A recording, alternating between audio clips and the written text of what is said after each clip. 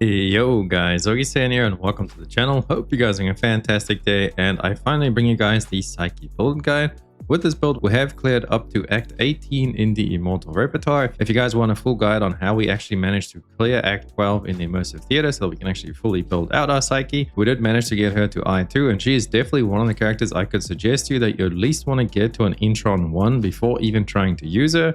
She just doesn't feel that good without her Intron 1, and then her Intron 2 does help quite a bit with her weakest part of the kit, which is ad clear. Her bossing is just absolutely crazy, so it doesn't really need any help there. So I could highly suggest getting Intron 1 and 2, but then to do that, you will have to clear through the Immersive Theater, the Immortal repertoire, or up to Act 12 is where you get all the Psyche parts. So if you guys would like a video guide on how to actually go ahead and clear that, let me know and I can start working on that. But the TLDR is I literally just used my Lin, Daphne and Truffle, and then we went through and we cleared up to Act 12. But what I do recommend is getting to trial rank 55 so that you can get to level 70 on your characters, and you can upgrade your Lin as well, her skills and everything, and it will just be quite a bit easier than trying to do it at level 60. I don't know if anyone has completed 60, so if you guys are struggling to get to Act 12 in the Immortal repertoire, try and get to trial rank 55 as your priority. I do have a video up on the channel explaining to you guys how to get there as well. Now with all of that out the way, let's hop straight into this build video for Psyche. So having a look at our demon wedges, you can see we have double Blaze Resolve, and what Blaze Resolve does just gives you attack and resolve. However, I do think that Blaze Volition actually scales stronger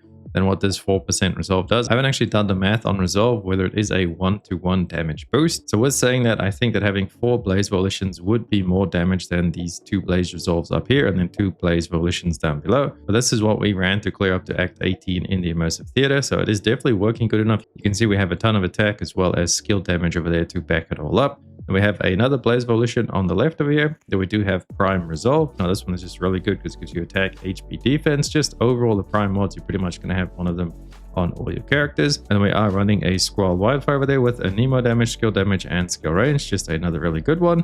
And then Whispering Zephyr over here is very good, skill damage 30%. And when a Nemo character uses a combat skill, it gains 84% skill damage increase for 6 seconds. And since we are spamming our E quite often, you will definitely have this buff up for most of the time. So that's just a massive amount of extra skill damage there, as well as the flat skill damage that you are getting from that mod in general. And then for the Introns, we only have the 2 right now, but you definitely want to make sure you try and get your first one before you even play her. She just feels a little bit clunky without it. What this does is pretty much makes her E ability heal you, and you definitely want that heal because it's going to help you sustain your ultimate, because your ultimate will drain your HP before it drains your sanity. So to stay in your ult permanently, you want to have your I1 on her because it's going to heal you up when you go ahead and use your E. And then her skills we have maxed out as far as you can go now. And then if we have a look at the melee weapon we're using, we're actually going to use her melee weapon because it's really strong for her.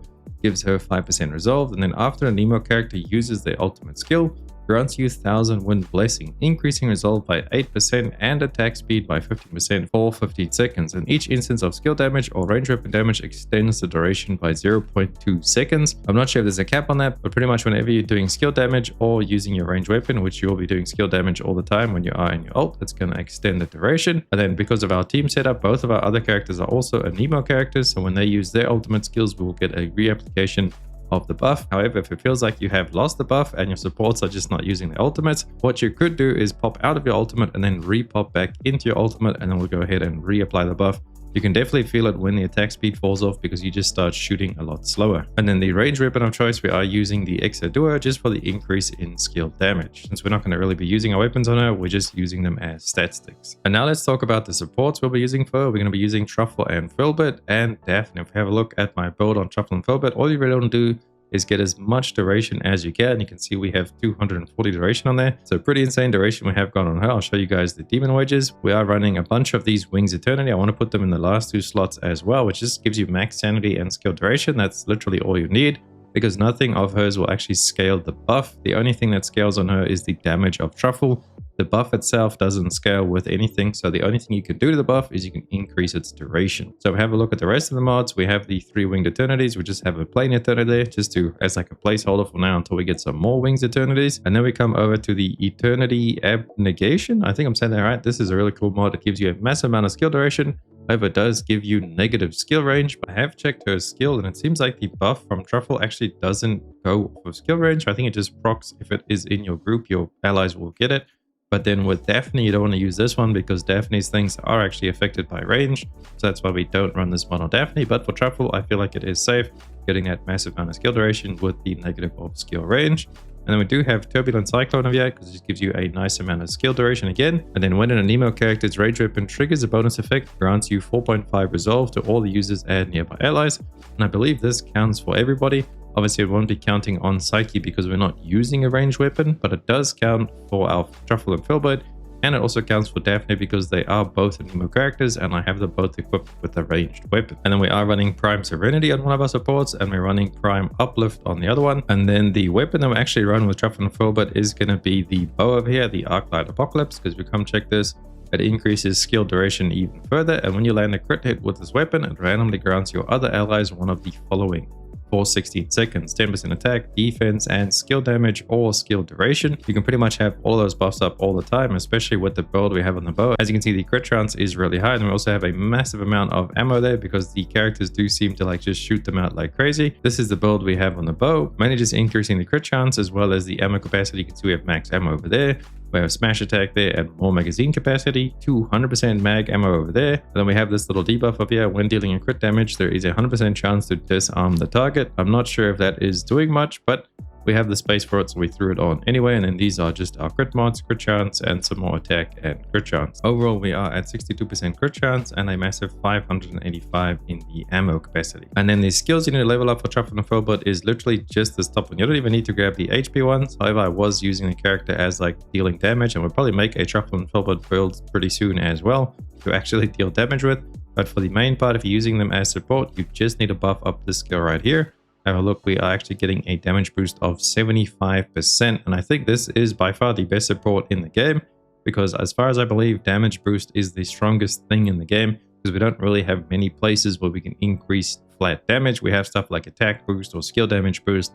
We don't really just have flat damage boost. That's why I think Truffle and Filbert definitely the strongest support right now. And we see we almost have a 15-second duration on our damage buff with how we have our duration set up. Then she does do a little bit of healing, but this scales with max HP. So if you want the heal to increase, you'd have to go ahead and then actually mod HP onto her to increase that. I wish we could have increased the damage boost somehow, but I think 75% on its own is already pretty busted. Imagine once we level this up to level 10, it'll probably be at least 100% increased damage boost, and then maybe it'll increase the duration as well. Can't wait to see once we get to try rank 60. And then the other support we choose to use is Daphne. We mainly use her for the heal, and we do get a little bit of damage as well for having her at Intron 1. You can see her Intron 1, when the Emerald Infusion is active, self and allies gain 10% increased damage. So if you want to, definitely go ahead and pick up the Intron 1 on Daphne. But then mainly the other stuff we'll be using her for is for healing. You can see there she has a heal on the first one, and then she also has a heal on the second one.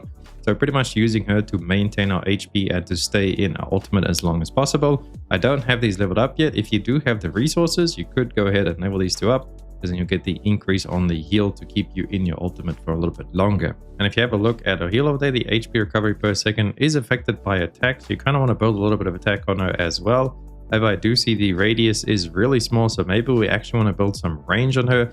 I'm definitely going to mess around with her, and her build is very like just slapped together right now. If I have a look at her demon wedges, we kind of just slapped these all together right now because we haven't really leveled her up much. But for now, we just have the uplift on her. Like I said, with the other support, we're running Wings Eternity for the sanity and duration. We probably just want to get a bunch of Wings Eternity on her as well, the same as Truffle and Filbert, because they seem to run out of sanity really fast. The AI actually just likes to spam skills. We do have Eternity there with duration. We do have Blaze with attack, and then Blaze Wings with attack and max sanity. These both will probably end up changing, but for now it's going to give us a little bit of a buff to that overall heal because it does scale with her attack. And then the weapon we choose to use on Daphne right now is the Blue Current Pulse. This is mainly just because I have it and it's what I use for my Lin, so it's already built up. We're mainly just using it for the skill duration on her. But the weapon itself, I actually have gone and put a pretty decent build on it. As you can see, the stats over there is pretty crazy. This weapon actually does a significant amount of damage. So that's why I just gave it to Daphne as well for the little bit of increased duration. But this is our normal DPS build for it. So you definitely don't need this. I'm just showing you if you guys actually were interested in how we built the weapon. But that's pretty much it for the supports. And then the Genimon we choose to use with her is the one from the Battle Pass. We did get a knee mouth over there. We do also have the attack boost 16%. I also have auto pickup range over there just because I love Boxy so much. And we do have 2 more slots, which we'll wait until we get some better perks to go ahead and put on there. And if you don't have the battle pass, but you just want to get something that can either heal or do a Nemo damage, I think this one over here Heals self and allies by 15% of the main character's max HP. So this one could be a pretty good one as a substitute. Then the passive skill over there as well is you get a Nemo attack plus maximum HP 3%. And since her thing does tick down like 5% every time, that would almost give you an extra tick in your ult. And just a little bit of a Nemo attack if you don't have anything else. That's pretty much everything I can think of for Psyche in this video. This is the first version, so we'll definitely have a super updated version like we'll have for all of our builds in the future. If you guys have been following the channel, thank you guys so much for all the support and everything. If you like this build, please drop a like and sub to the channel. It helps me out even more, and I'll keep pumping out the Duet Night Abyss content for all you guys. I'll catch you beautiful people in the next one. Augiesaint out. Run free and dive into the sky. Hear the